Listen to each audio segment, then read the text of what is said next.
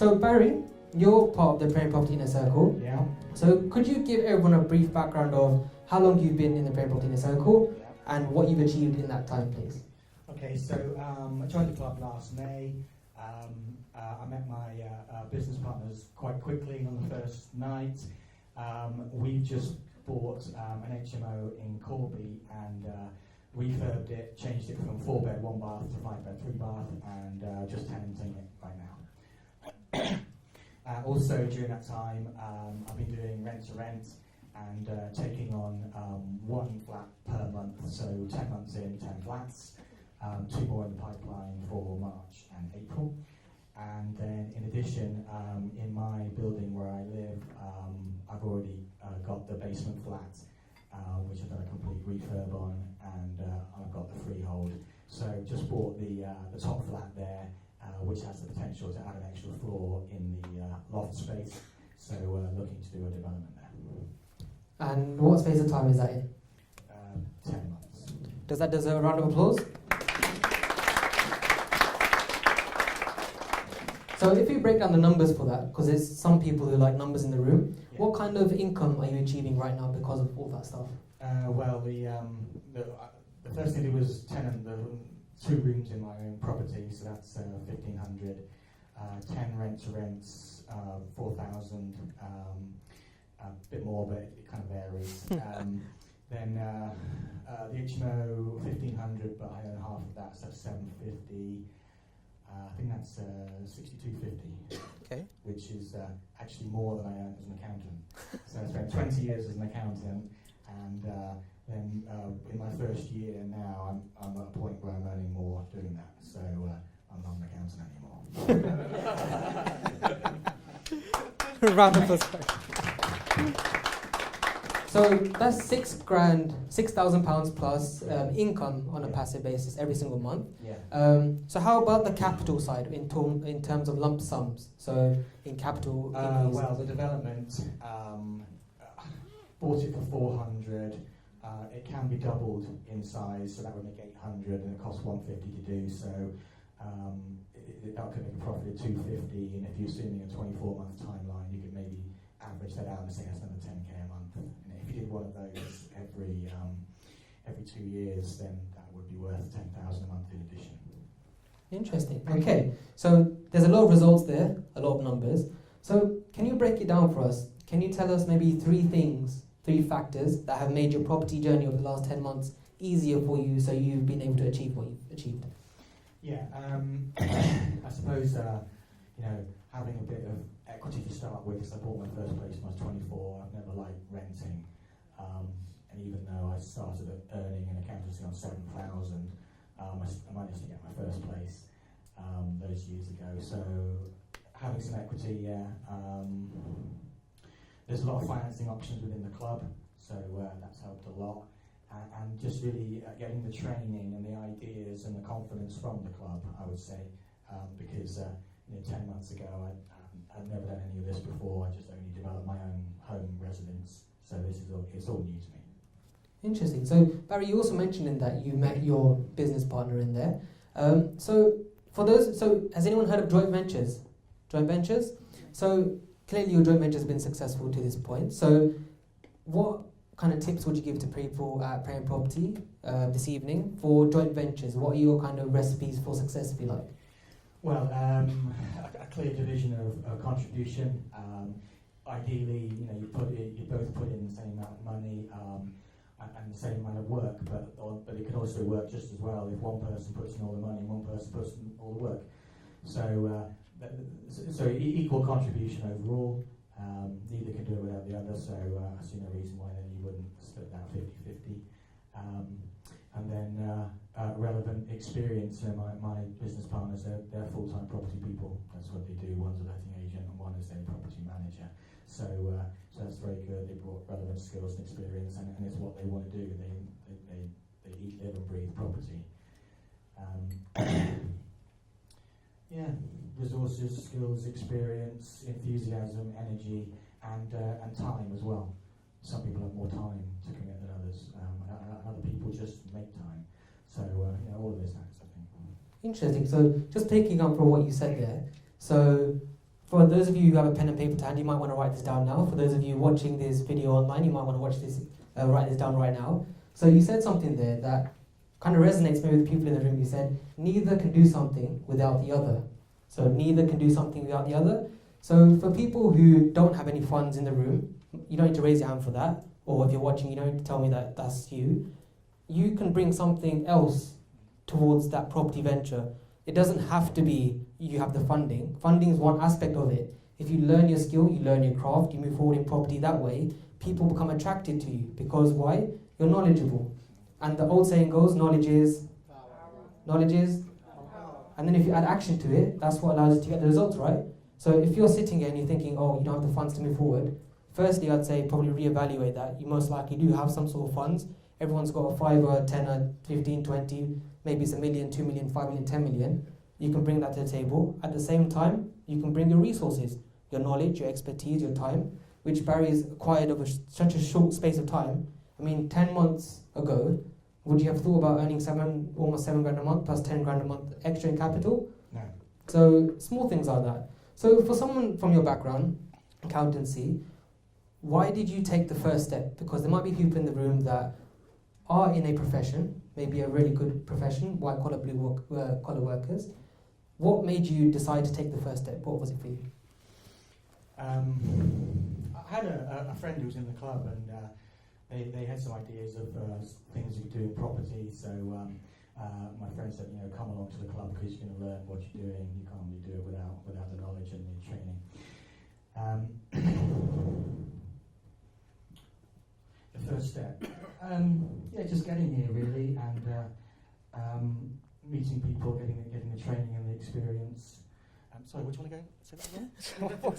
So the question was, why did you take the first step? Because people can procrastinate for such a long period of time. What was the turning point? Yeah, I don't know. I don't procrastinate.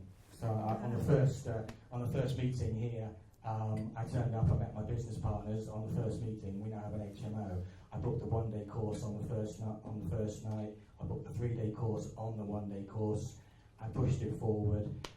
Even when I did rent to rent, I started and had the first one. I had the first keys in my hand within a week. I just go for it. So don't procrastinate. Mm-hmm. So it's easy for you to say, don't procrastinate. So for some people in the room that may procrastinate, what kind of tips would you have for them to get over that? Set some goals and see where you want to go. Work it back, work back the steps. If you don't know how to do that, then get the mentorship, and the people in this club will help you do that. Talk to the others, and in the inner circle there's a lot of very experienced people. So I would just say, talk to people within the club and work it back step by step. Every journey begins with small steps, so just take the first one. Fantastic, Barry. So that's your steps and what you've done so far. Can you maybe tell us about some challenges you faced and how you've overcome them, if there have been any? Yeah, plenty. Yeah, there's constant challenges. I mean, the path to success is not a straight line. There's been plenty of things that have happened. In the rent-to-rent, it's really not simple at all. Plenty of challenges. Deals fall through, and you lose the money that you put in so far, but the winners pay for the losers. Just keep going, keep changing direction, adapting your strategy. Things are not going to work out the way you thought they would right at the start. You're just going to have to adapt and change. Everything that I've done is worked out different in the end to where we started, but we're making money, and all the end results are turning out okay so far. And what makes that easier? What makes the challenges easier for you to overcome? Making the challenges easier to overcome, I would say support. I partner with people with some experience, but also I am mentored by Cam. I can go to him for help. There are online resources within the club, so I would say keep talking. There's various different mentors within the club for building, for property, for serviced accommodation, and there's specialists within the club that can help you on what you want to do. Barry. Just to be clear for everyone, the reason why Barry, and you may notice on your table, people wearing green lanyards. So the reason they're wearing a green lanyard is because they're part of the Parent Property Inner Circle. That's not like a course or anything like that. It's application only, a program for a year. So Barry's been on that for the past 10 months. So that's excellent to see those kind of results coming through that. So you mentioned support. Yeah. Can you elaborate a bit on that? So what kind of support would you want people to have? Is there anything that makes a peer group better than another peer group? Any things you've seen that allow you to be in the right environment at the right time? I think most aspects of this club are going to help you. I mean, this isn't the first property club that I actually came to, but it's the one that actually inspired me to do it. So I would say try and do the training and get into the inner circle. I think that's where you're going to find the best advice. I think that and the mentorship. Okay, and where does your accountancy sit now with your property? And I'm guessing you were initially doing it full time. So how did you make? Does anybody have a full-time job here? Anyone do a part-time job? Anyone got no job? Cool, perfect. You guys are like. So for somebody who's in a full-time role, how did you make it possible to achieve in property? Because that can be a really big obstacle. Yeah. So I mean, I was lucky in the sense that a lot of my accountancy work is contracts anyway. So a contract ended, and I was doing a development. My downstairs flat. I just took it from there. But for people who are in a full-time job, then I would say start with something like, say, one rent to rent, one serviced accommodation, or rent to serviced accommodation.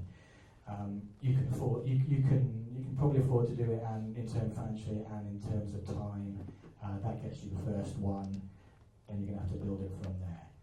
But just take on one property at a time, and I mean I do most of the work myself, but you can subcontract that. You know, let's say you do a rent to rent, you rent a flat, it's completely empty. It needs to be fully furnished. There's going to be some IKEA, and someone's going to have to build it, and that's me. But I'm doing this full time. But you could just get a handyman. You can subcontract that, and then use your time on your full time job, and just ease your way into it. So I would try and say leverage other resources that are available to you. Maybe you've got a partner, maybe you've got a friend, a family member. Anyone who owes you a favour and can help out to release your time, and just try to build it up slowly on top of your full-time job, and eventually you might find it is your full-time job. Interesting. So we do a lot of research at Parent Property in terms of property market, types of people we get through our doors, and one of the biggest challenges that people face is they might have a job. But their job's paying them pretty well. They're earning maybe 50 grand a year, 30 grand a year. But it's something reliable. There's security there, it's on a regular basis, and they're getting that all the time. So how do you shift your mindset from thinking, I'm earning this with my job, I'm possibly, it's always possibly safe and secure, because ultimately if you're working for someone, your destiny's not really in your own hands, is it? So from that mindset of having a job, go to university, get educated, get a job, work 40 years, and maybe get like £10 a month for your pension or whatever. How do you switch that mindset to becoming a property investor? How do you switch your mindset? I would say one step at a time. As you do more things, you'll grow in confidence. Let's say you did a small development whilst you had a full-time job, you paid a project manager, you didn't have to do too much yourself, you leverage other resources, and you delegated, and you employ people. You're going to make some money. The next one, you can do more yourself, you'll make more money. And your confidence is going to grow, and eventually you're not going to need your full-time job anymore. So I would say to get the mindset, get the confidence, make a start, and build up slowly, one step at a time. Interesting, Barry. That reminds me of a book that you may want to write down. It's called The Compound Effect by Darren Hardy. Some of you nodding. It's a very good book that links to this, taking things step by step. It's called The Compound Effect by Darren Hardy. Feel free to write it down if you want to write it down. Small concepts like if I can give you £1 million right now, or you have the option to have a penny doubled over 30 days, which one would you pick? And the book teaches you a lot about how taking the small actions on a consistent basis outweighs a big payoff at the start. So that's really, really cool. Does anyone have any questions from the floor from Barry? Barry, having accountancy as a background, surely it made things much easier. Definitely. Yeah, I mean, rent to rent, you're starting with a blank sheet. You know, where do you start? What do you do? And so because I'm used to doing research and analytics, I just started looking into it and to see what was going to work in what areas and what kind of properties I was looking for. But yeah, there was a lot of numbers in it, and there still is. I've got loads of spreadsheets, and it's helped. But with somebody without an accountancy background, or person who doesn't work with Excel or spreadsheets? It's a very good question, Glenn. So, just to clarify the question for everyone, this is about analysis, numbers, not having an accountancy or finance background. So just to check in the room, to keep you guys awake, hopefully, who here likes numbers as a show of hands? Okay. And who here doesn't like numbers as a show of hands? I'm one of those people, by the way. All right. So, from an accountancy background, as an expert in accountancy and finance, you're always going to find people that are new to numbers, like Glenn. Someone who's new to rent, new to numbers. So can you give the people who don't like numbers some gross numbers they can start with? Because like you said, it's about taking one step at a time. So what are some of the maybe 5 or 6 gross numbers they can write down right now to get started in their rent-to-rent business?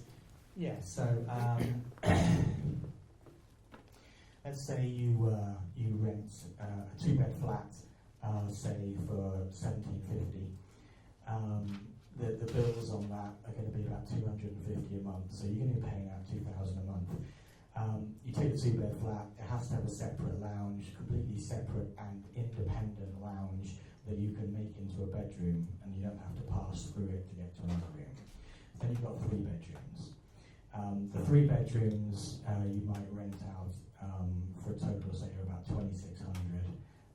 So you could well find that you're making $600 a month. I know I said 400, but that's allowing for things to go wrong. It's an average figure. But if you're renting out the 3, say 950, 850, 800, 2600, or somewhere or thereabouts, you could do that. So a 2-bed into a 3 could make 600. Better than that would be a 3-bed into a 4-bed. That's quite a lot more profitable, and you could get up to $1,000 a month on that if you get that right. So just to repeat some gross numbers: number of bedrooms in the property, number of electrical bills and costs going out. Then you've got the profits coming in. Any other numbers, gross numbers you want to add to that, or is that pretty much where you would start off with? Yeah, that's about it. Is that an HMO? What you talking about? Well, an HMO, according to national legislation, would be for people who have there's 5 heads or more. So if you're taking a 2-bed and making it into a 3-bed, then you're going to have 3 people in there. You can add £50 to your profit by putting a couple in the converted lounge. It should be big enough for that. So you've got 4 heads, but you're still beneath the national HMO licensing legislation. But you need to check that the area that you're operating in hasn't implemented Article 4, in which case 3 people isn't an HMO license. But there's not many. I've looked at a dozen boroughs in London, and there's very few have any Article 4. So you keep it under 5 heads. I suppose the advantage is, Barry, you like numbers. So Barry does a lot of analysis. Now, someone who doesn't like numbers like me, if I go to Barry in the Praying Property in the Circle and ask Barry for assistance with some numbers, would you be able to help me? Yeah, absolutely. I mean, if you're not a numbers person, then find someone who is. There's accountants and finance people here within the club. Most people know an accountant, or maybe even have an accountant. I would just take your ideas and run them by someone who's used to doing things like that. Thank you, Barry. Question for Francis. Yeah, to that one, yeah. You said you converted a 2-bedroom to 3-bedroom with a living room. Did you have to get permission from the landlord to actually Yes, that's right. Okay. Is that legislation change or would it be a permanent change? I wouldn't say it's a permanent change. There's really all you're doing is taking out the sofa and 2 chairs, leave the dining room table there, put in a double bed, a bedside, a wardrobe, and a chest of drawers. And there you go. So there's no structural or engineering work. But I mean, sometimes it could be. Yeah. If it was an open plan flat, you'd have to build a wall. But I just look for the rare apartments which actually do have a separate and independent lounge. They're quite hard to find. You've really got to look, and you'll go and view properties. You'll think it's got a separate lounge from the pictures or the floor plan, and then you'll go and look at it and it hasn't got one. So. How challenging would it be for you to actually make that change within the property? It wouldn't be challenging at all, but you'd just be unlikely to get permission to do so. Oh, okay. Right. So better to I just keep it simple. I mean, I'm only taking on 1 flat per month, Okay. so every month I've got a whole month to find one of those. So Barry just said he's taking on just 1 flat per month. That makes you how much? 600? No, 400 conservatively, but it makes you 600. Conservative, yeah. So he's taking on 1 flat every month. That makes £400 conservatively, but most likely £600 per month. And that's a conservative number, so it's going to just follow the step-by-step plan. So for those, or everyone here at the Frame Property Club this evening, what would you say are 3 action steps they should take now to move forward in property? 3 things that, from your experience so far over the past 10 months, they need to do to move forward. Think about your cash flow strategies. So I do rent to rent because it provides cash on a monthly basis. Then the buy to let provides cash on maybe a 9-month timescale, and the development maybe an 18-month timescale. So think about how quickly do you need the money? You know, if you're going to replace your job, then you need it straight away. Yeah, think about how quickly you need the money and how much money you've got to put in, or you have available to put in. If you're starting off, then you need to do a cashless strategy like sourcing rent to rent or rent to service accommodation and building your cash. Once you've got a deposit, then the finance guys here will help you buy your first buy-to-lets, and then when you've got a bit more, then you can start thinking about developments. Simple step-by-step plan. Round of applause for Barry. Thank you. Thank you, Barry. Perfect.